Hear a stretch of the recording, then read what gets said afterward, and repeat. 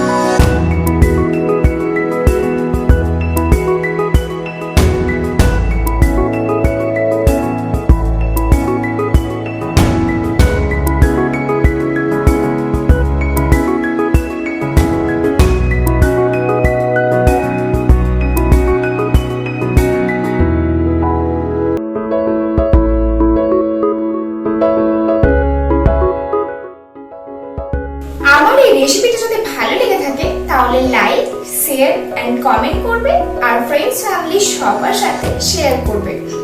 আর তোমাদের কোনটা খুবই পছন্দের রেসিপি অবশ্যই আমাকে সেটা জানিও, আমার চ্যানেলে আনার চেষ্টা করব।